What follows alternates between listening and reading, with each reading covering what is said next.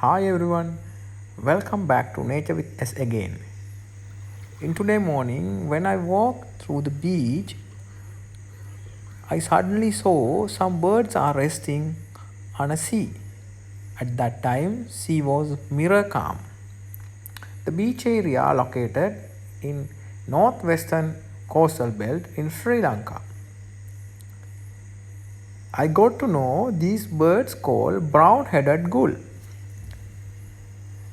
The small brown-headed gull breeds in Central Asia from Tajikistan to Ordos in Inner Mongolia. In a winter season, they are migrating into Indian Subcontinent.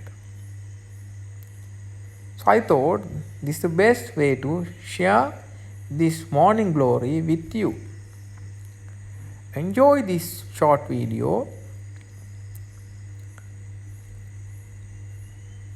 Thank you very much. See you soon in the next video.